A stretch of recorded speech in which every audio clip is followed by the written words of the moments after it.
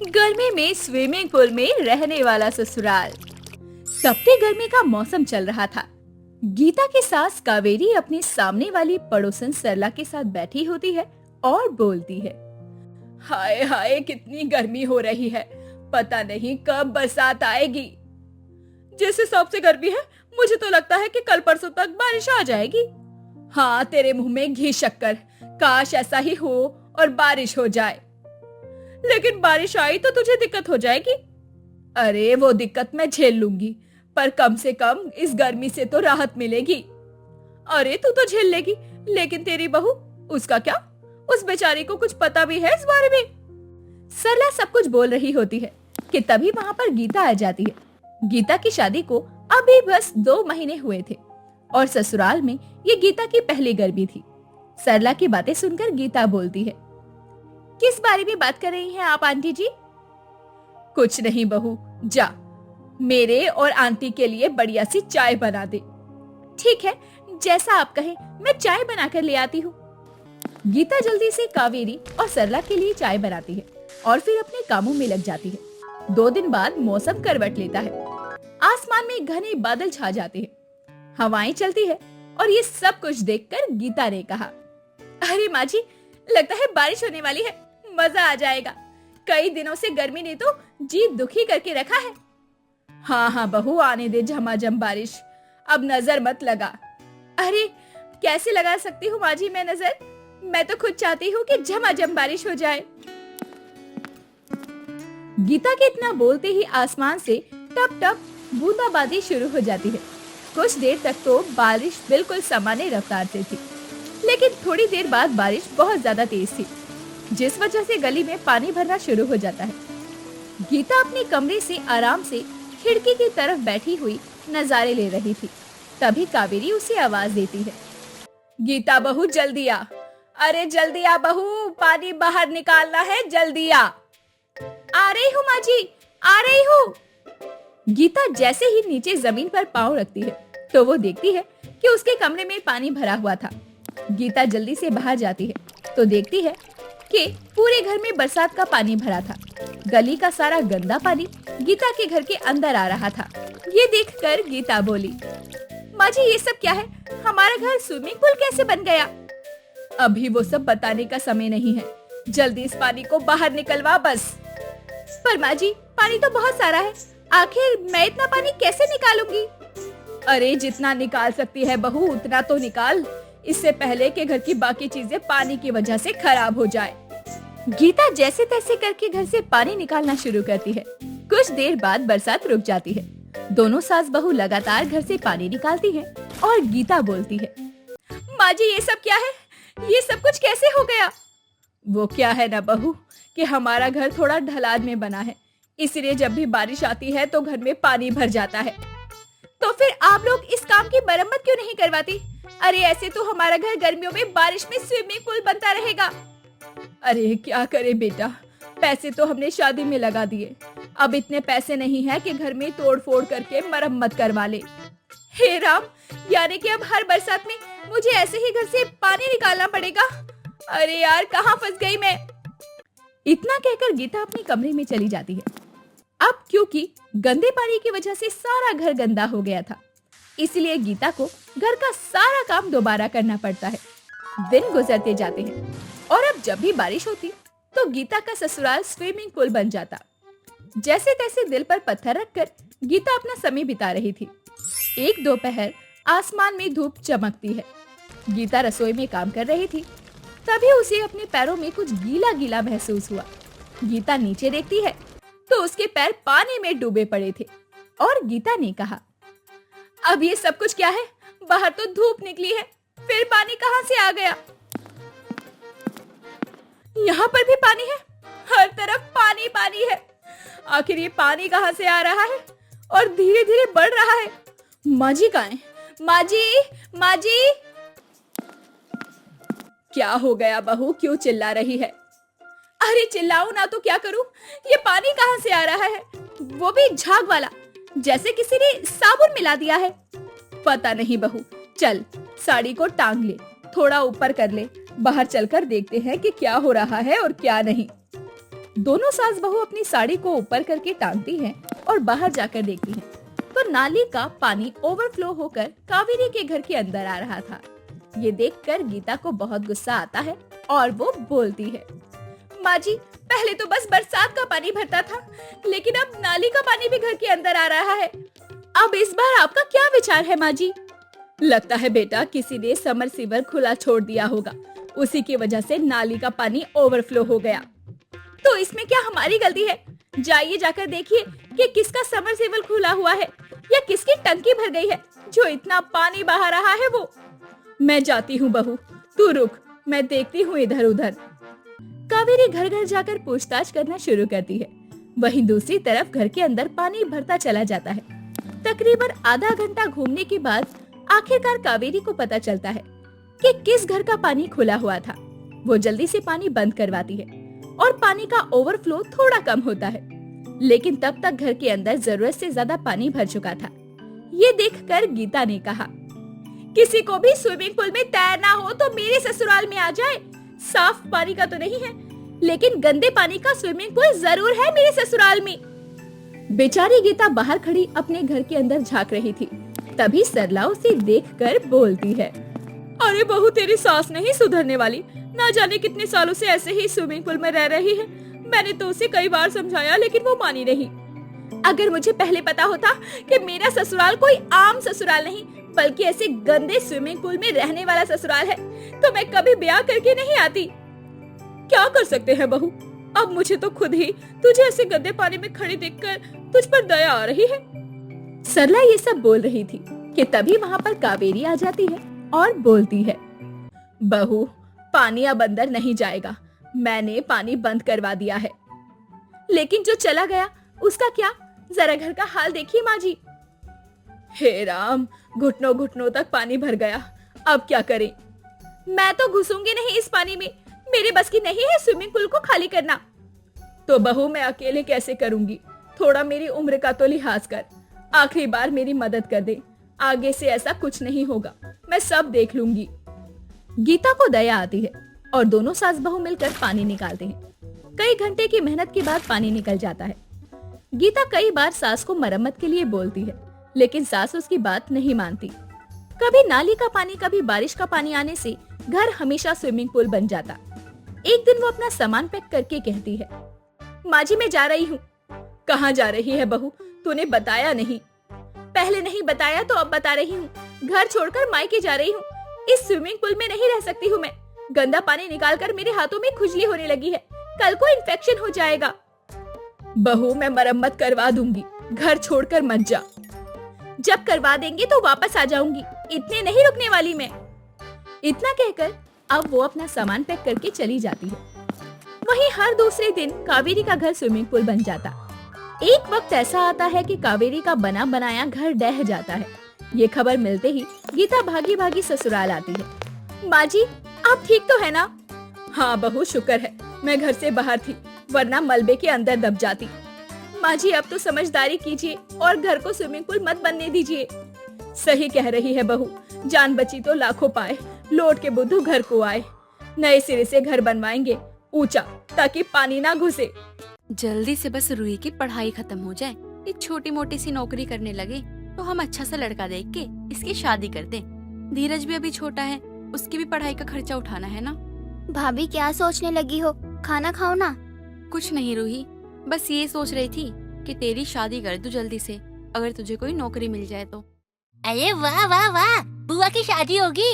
अरे मैं तो बहुत सारी मिठाई खाऊंगा और बहुत मजे करूंगा। अरे हाँ बेटा, तेरी बुआ की शादी में ना तू बहुत सारी मिठाइयाँ खाइयो, लेकिन इससे पहले तेरी बुआ की पढ़ाई पूरी हो जाए। उसके बाद ना अच्छा सा लड़का देखकर रिश्ता तय कर देंगे। माँ, अभी तो पढ़ाई पूरी हो जाने दो। और आपको अभी से मेरी शादी की चिंता क्यों हो रही है? अभी क्या मेरी शादी की कोई उम्र है? और तू क्या इतने मजे ले रहा है? अभी नहीं जाने वाली मैं चली गई तो तेरी पढ़ाई कौन करवाएगा? अरे बुआ, आपको ना हमेशा पढ़ाई दिखती है क्या? अरे बेटा, तेरी शादी हो जाएगी ना तो मेरी सारी जिम्मेदारियाँ खत्म हो जाएंगी। अरे अब रजनी बेचारी कब तक सब कुछ संभालेगी? अरे जब से रमेश की मौत हुई है ना, तब से बेचारी घर का सारा खर्चा उठाती है और इतनी मेहनत करती है। माँ चलो, अब मुझे इमोशनल मत करो। माँ जी, आप चिंता मत करो, अपने वक्त पे सारी चीजें हो जाएंगी। अरे चिंता कैसे ना करूँ बहू, तू दिन रात मेहनत करती है। तुझे देखकर ना मुझे बहुत रोना आता है। आप ऐसी बातें मत कीजिए, ये सब करना मेरा तो फर्ज है। रजनी के पति का देहांत करीब 2 साल पहले हो गया था। रजनी अपनी सास ननंद रूही और अपने बेटे धीरज को मेहनत मजदूरी करके पाल रही थी। जैसे तैसे वो रजनी और धीरज की फीस भरती, लेकिन आज तो रजनी कुछ ज्यादा ही परेशान थी, क्योंकि उसके मालिक कल से काम पर आने के लिए उसको मना कर चुके थे। अब तो उसकी चिंता और भी ज्यादा बढ़ चुकी थी। घर पर जाकर वो क्या कहेगी? अब मैं क्या करूं? अब तो मालकिन ने भी काम पर आने से मना कर दिया है, और अभी तो रूही का कॉलेज पूरा भी नहीं हुआ है, और धीरज की स्कूल फीस भी देनी है। माँ जी से क्या कहूँगी? हे भगवान, कोई रास्ता दिखाओ। रजनी सब कुछ सोचती हुई घर जा रही थी कि रास्ते में भाभी आप यहाँ? इतनी जल्दी कैसे आना हुआ आज? अरे तू आ गई कॉलेज से? मैं भी आ गई हूँ, आज काम कम था। अच्छा चलो साथ में घर चलते हैं। हाँ, अब ये बता कि आज का दिन कैसा रहा तेरा कॉलेज में? वो भाभी, आज मैम कह रही थी कि फीस जमा करवा दो, ये लास्ट साल है। अगर 1 महीने में फीस नहीं भरी तो एग्जाम में नहीं बैठने देंगे। हे राम, अब मैं क्या करूं? यहाँ मेरा काम छूट गया है, वहाँ रूही की फीस देनी है। कोई तो रास्ता दिखाओ भगवान। भाभी चलो वहाँ जाकर डोसा खाते हैं, बहुत भूख लगी है, सुबह से कुछ नहीं खाया। आपको भी भूख लगी होगी ना? हाँ, भूख तो लगी है। एक डोसा कितने का है? 50 रुपए का है। 2 डोसा बना दो। अब डोसा वाला डोसा बना रहा था और रजनी पैसों का हिसाब देख रही होती है। डोसे वाले को देखकर रजनी सोचती है, डोसा बनाने में कितना कम सामान लगता है, और इससे सभी लोग बड़े चाव से खाते हैं। एक डोसे के पैसे भी ठीक ठाक मिल ही जाते हैं। मैं भी इसे बनाना सीख लेती हूँ। मैं भी एक ठेला लगाकर अब यही बेचूंगी। इससे तो अच्छे खासे पैसे भी आ जाएंगे, और रूही और धीरज की पढ़ाई का खर्चा भी निकाल लूंगी। भाभी फिर से पता नहीं क्या सोचने लगी हो, खाओ ना, डोसा ठंडा हो रहा है। हाँ हाँ, खा रही हूँ। अब रजनी और रूही वहाँ से डोसा खाकर घर चली जाती हैं। घर जाते ही रजनी सोच रही थी कि वो जमा किए पैसे निकाल लेगी, 2 दिन में वो डोसे का काम शुरू कर देगी। घर आती वो सारे पैसे निकालती है जो उसने जमा किए होते हैं। उन पैसों से वो सामान खरीद कर जैसे तैसे लाती है, लेकिन फिर वो वहीं बाजार में जाकर ठेला लगाकर बैठ जाती है। लेकिन वहाँ तो पहले से ही कई सारी बड़ी बड़ी दुकानें थी। जो भी लोग आते वो सीधा उन्हीं दुकानों में जाकर खाते। ये देखकर वो और भी ज्यादा परेशान हो जाती है। हे भगवान, सुबह से एक भी डोसा नहीं बिका है। अब मैं क्या करूं? आज तो मेरे पास पैसे भी नहीं है, घर का खर्चा कैसे चलेगा? रजनी सब कुछ सोच ही रही होती कि तभी वहाँ पर एक लड़का आता है जिसका नाम अमित होता है। उसे बहुत जोरों की भूख लगती है और वो रजनी से कहता है, आंटी जल्दी से एक डोसा लगा दो, बहुत जोरों की भूख लगी है। इन बड़ी दुकानों पे तो बहुत ज्यादा भीड़ है, कहीं जगह ही नहीं है खड़े होने की, खाने की। आप डोसा खिला दीजिए। हाँ हाँ बेटा, बस अभी बना देती हूँ, तुम बैठो। अमित को देखकर रजनी खुश हो जाती है, क्योंकि अमित उसका पहला ग्राहक था जो उसे डोसा खरीद रहा था। अब रजनी अमित को डोसा बना कर देती है। अमित वो डोसा खाता है, उसे डोसा बहुत पसंद आता है। वो रजनी को एक और डोसा बनाने के लिए कहता है और रजनी की तारीफ करते हुए कहता है, आपके हाथ में जादू है, मैंने आज से पहले इतना अच्छा डोसा खाया ही नहीं। आप मुझे 2 डोसे और पैक कर दीजिए, मैं अपनी माँ को भी खिलाऊंगा। शुक्रिया, मैं भी आपके लिए डोसा बना देती हूँ। इतना कहकर रजनी अब अमित को 2 डोसे पैक करके दे देती है। जिसके बाद वो 4 डोसे के पैसे देकर वहाँ से चला जाता है। अपनी पहली कमाई के बाद रजनी बहुत खुश होती है। चलो, कम से कम पहली कमाई तो हुई। रजनी पैसे गिन रही होती है कि तभी लोग और भी वहाँ पर आ जाते हैं और डोसा लेने लगते हैं। रजनी के पास अब भीड़ लगना शुरू हो जाती है।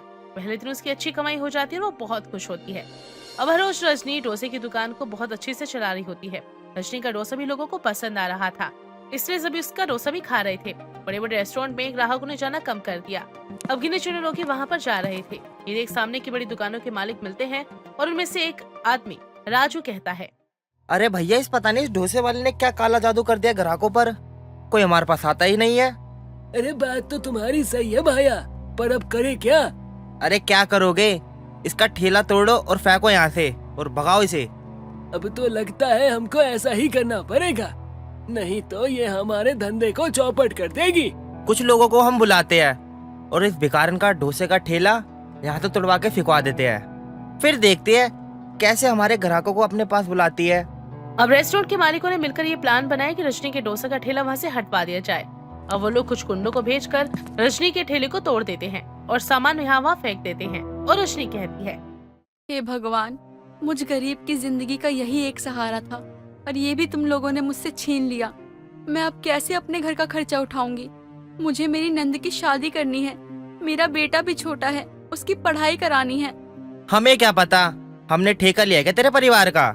थोड़ा तो लिहाज किया होता। अरे जाओ जाओ, तुम्हारा यही इलाज होना था। तुम्हारी वजह से हमारा धंधा चौपट हो गया था ना। अब क्या करोगी तुम? और एक बात बताओ, तब तो तुमने हमारे बारे में नहीं सोचा था। जब तुम्हारे कारण हमारा धंधा चौपट हुआ था तो हम तुम्हारे बारे में क्यों सोचे? चलो भागो यहाँ से। ये सारा ड्रामा चल ही रहा होता है कि तभी वहाँ पर अमित आता है। रजनी को रोता हुआ देखकर उससे कहता है, अरे आप यहाँ क्यों बैठी हैं? और ये सब किसने किया? रजनी अमित को सब कुछ बताती है। अमित रजनी से कहता है, आप परेशान मत हो, मैं आपको एक होटल में जॉब दिलवाता हूँ। दरअसल एक मेरा दोस्त है जिसे अपने होटल में एक अच्छे शेफ की जरूरत है, तो आप चिंता मत कीजिए, आप मेरे साथ चलिए। तुम मुझ गरीब डोसे वाले के लिए कितना कर रहे हो? इतना तो कोई अपना भी नहीं करता। तुम्हारे लिए मैं जरूर डोसा बनाऊंगी। इतना कहकर पहले रजनी अपना सारा सामान वहाँ से उठाती है। उसके बाद अमित को अपने घर लेकर जाती है। घर पर रजनी को देखकर सभी हैरान रहते हैं कि वो घर जल्दी कैसे आ गई। जैसे ही वो आती है तो रूही देखती है। उसे देखकर वो हैरान हो जाती है। तुम यहाँ कैसे? तुम दोनों एक दूसरे को जानते हो? भाभी, दरअसल वो हम दोनों एक दूसरे को जानते हैं। कॉलेज में हम साथ पढ़ते थे और हम दोनों एक दूसरे से प्यार करते हैं। ये तुम्हारी भाभी है? तुमने पहले कभी इस बारे में बात नहीं की? ओह अच्छा, इसीलिए तू मना कर रही थी शादी के लिए। अगर ऐसा कुछ था तो पहले ही बता देती। वो भाभी, हमारे घर के हालात ठीक नहीं थे, तो मैंने यही सोचा कि पहले एक बार पढ़ाई करके अच्छी सी नौकरी पर लग जाऊं, तो आप सभी को अमित के बारे में बताऊं। ये सुनकर पहले तो रजनी हैरान होती है कि अमित एक अच्छा लड़का है, तो वो खुश हो जाती है।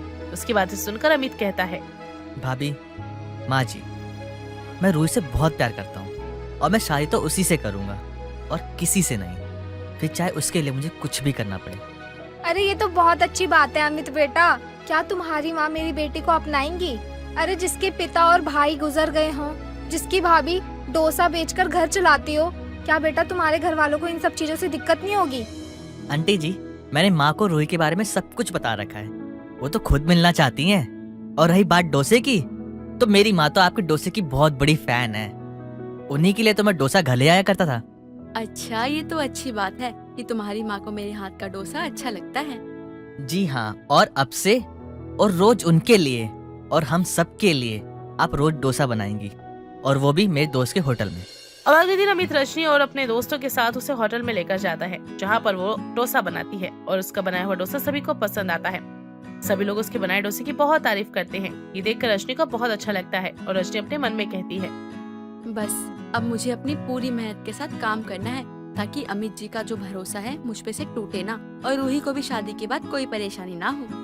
अब रजनी कुछ महीने तक ऐसी मन लगाकर काम करती है और डोसा बनाती है। डोसे की डिमांड भी बढ़ जाती है। देखते ही देखते अमित के दोस्त का होटल रजनी के डोसे की वजह से आसमान छूने लगता है। एक साल बाद अमित रजनी भाभी के नाम से एक होटल खोलता है और उसकी मेहनत से उसे वो होटल दे देता है। ये देखकर रजनी कहती है, ये सब तुम्हारी मेहरबानी है जो आज मैं यहाँ पर आई हूँ। तुम ना होते तो आज पता नहीं मैं कहाँ मजदूरी कर रही होती। नहीं भाभी, ये सब तो आपकी मेहनत है, मैंने तो कुछ भी नहीं किया। माँ जी, इन सब में आपका भी हाथ है। आपने जो इतना भरोसा मुझ पे दिखाया। पति के गुजर जाने के बाद सास तो बहू का जीना हराम कर देती है, लेकिन आपने कभी मुझ पे कोई रोक टोक नहीं करी है और मुझ में और रूही में कोई फर्क नहीं किया। अरे मैं फर्क कैसे करती बेटा, मेरी बहू मेहनत ही इतना करती है, मुझे कभी किसी चीज की कमी नहीं होने देती, तो मैं फर्क कैसे करूं? भगवान ऐसी बहू ना सबको दे। अब दोनों ही इमोशनल कर रही हो फिर से। अब आप लोगों का हो गया हो तो हम दोनों की शादी की बात भी करो। देखो तो माँ जी, इसे कितनी जल्दी है माँ का घर छोड़ के जाने की। अरे हाँ हाँ देख रही हूँ। बहू की डोसे खाने के बाद शांता अपनी बेटी रूही की शादी के लिए अमित के परिवार वालों से बात करती है और जल्दी दोनों की शादी हो जाती है। शादी के बाद रूही अमित के साथ बहुत खुश रहती है और डोसा बेचने वाली बहू के भी अपने बेटे और अपने सास के साथ खुशी खुशी रहने लगती है।